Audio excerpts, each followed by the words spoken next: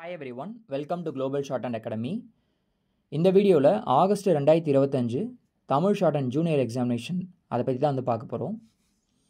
First paper பொறுத்த வரைக்கும் Tamil Nadu government last ஒரு 4 இயர்ஸாக என்னெல்லாம் வந்து பண்ணியிருக்கிறாங்க, அவங்க ஸ்டார்ட் பண்ணுறப்ப எப்படி இருந்துச்சு, இப்போ எப்படி இருக்குது அப்படின்ற புள்ளி விவரங்களை வந்து பேசினதாக வந்து சொல்லியிருந்தாங்க, எஸ்பெஷலி எஜுகேஷனை பற்றி. தென் லெட்டர் பார்ட் வந்து பார்த்திங்க அப்படின்னா ஒரு நார்மலாக ஒரு பிஸ்னஸ் லெட்டர் தான். ஓவராலாக வந்து தமிழ் ஷார்ட்ஹேண்ட் ஜூனியர் ஃபஸ்ட் பேப்பர் வந்து ஓகேவாக இருந்துச்சு அப்படின்னு சொல்லிட்டு சொல்லியிருந்தாங்க. இப்போது செகண்ட் பேப்பர் என்னென்னலாம் வந்துச்சு, அதுக்குண்டான ஆன்சர்ஸ் என்னன்றதை நம்ம வந்து பார்க்கலாம். செகண்ட் பேப்பர் பொறுத்த வரைக்கும் ஃபஸ்ட்டு லித்தோகிராஃபி கொடுத்துருக்குறாங்க. இதுக்கு 30 மார்க்கு. நான் ஒரு சென்டென்ஸாக படிக்கிறேன். அதில் எதனா மிஸ்டேக்ஸ் இருந்துச்சுன்னா நீங்கள் கமெண்ட்ஸில் வந்து சொல்லுங்கள்.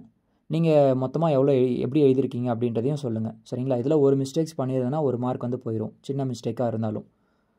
ஃபஸ்ட்டு, ஒரு நாட்டினுடைய வளர்ச்சிக்கு அடிப்படையாக இருப்பது கல்வியாகும். Full stop.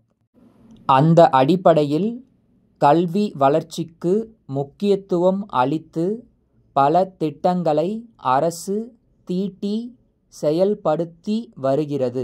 Full stop. தாய்மொழியில் படிப்பதன் மூலமே நல்ல கல்வி அறிவை பெற முடியும். Full stop. ஏனெனில் சுய சிந்தனை என்பது தாய்மொழியில் படிக்கிற கல்வியில்தான் ஏற்படுகிறது. Full stop.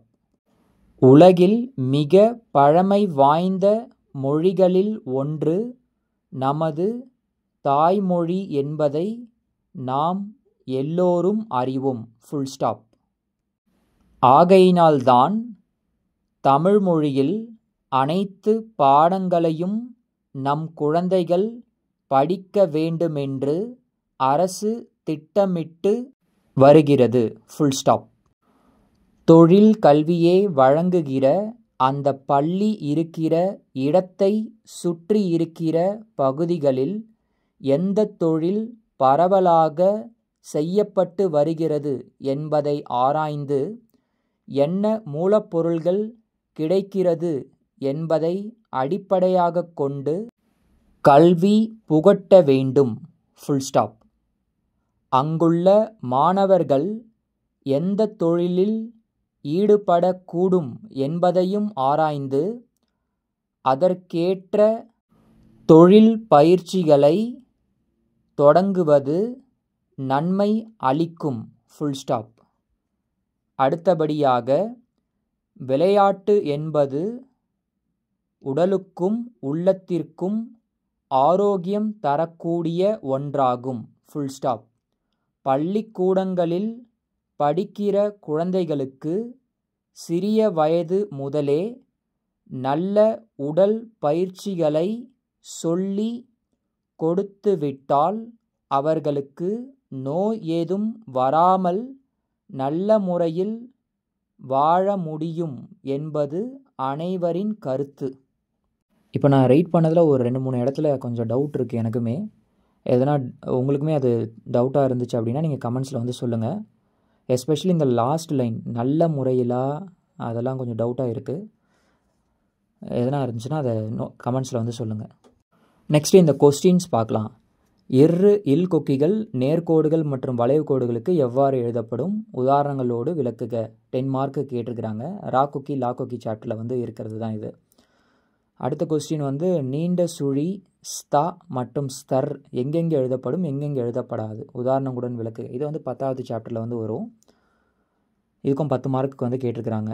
நெக்ஸ்ட்டு, தனிக்குறி சொற்கள் என்றால் என்ன, எடுத்துக்காட்டுக்குடன் விளக்குக. அடிக்கடி யூஸ் பண்ணுற வார்த்தைகளை நம்ம வந்து ஸ்பெஷல் சைனில் யூஸ் பண்ணுவோம் அப்படின்றது தான் தனிக்குறி சொற்கள். எக்ஸாம்பிள்ஸ் கேட்குறாங்க. கடைசியில் நீண்ட சுழிக்கு பின் இம்மு கல் வந்தால் எவ்வாறு எழுதப்படும், எடுத்துக்காட்டுகளுடன் விளக்குக. இதுவும் நீண்ட சுழி சாப்டரில் வரும். வார்த்தைகளின் முடிவில் தா ஆனது எவ்வாறு எழுதப்படும் அப்படின்னு சொல்லிட்டு கேட்டுக்கிறாங்க. ஆனதுன்றது பெரிய சுழியாக எழுதுவோம். தான்றது சம்டைம்ஸ் நம்ம கொக்கியாக எழுதலாம், இல்லைனா வந்து தா ஃபுல் ஸ்டோக்ஸ் நம்ம வந்து எழுதிடுவோம். நெக்ஸ்ட்டு, சுருக்கம் என்றால் என்ன, எடுத்துக்காட்டுகளுடன் எழுதுக அப்படின்னு சொல்லிட்டு கேட்டுக்கிறாங்க. இது 6வது சாப்டர். நெக்ஸ்ட்டு, சுருக்கெழுத்தில் எழுதுக விரிவெழுத்தில் எழுதுக அப்படின்னு சொல்லிட்டு வார்த்தைகள் கொடுத்துட்டு அதுக்கு ஸ்டோக்ஸ் கேட்டிருப்பாங்க. அதே அப்புறம் ஸ்டோக்ஸ் கொடுத்துட்டு அதை விரிவெழுத்தில் எழுத சொல்லி நம்மளுக்கு வார்த்தைகள் என்னென்னு சொல்லிட்டு கேட்டிருப்பாங்க. அதுக்குண்டான ஆன்சர் நான் ஸ்க்ரீனில் உங்களுக்கு வந்து ஷோ பண்ணியிருக்கேன். நீங்கள் அப்படியே செக் பண்ணுங்கள். இந்த 30ல் நீங்கள் எத்தனை கரெக்டு அப்படின்றத கமெண்ட்ஸில் வந்து சொல்லுங்கள். தென் ஓவராலாக உங்களுக்கு Tamil short and junior examination எப்படி இருந்துச்சு அப்படின்றதையும் கமெண்ட்ஸில் வந்து சொல்லுங்கள். நாளைக்கு யாரெல்லாம் வந்து இங்கிலீஷ் ஷார்ட் அண்ட் எக்ஸாமினேஷன் எழுத போகிறீங்களோ புக் பேசேஜஸ் நல்லா ரிவிஷன் பண்ணிட்டு போங்க.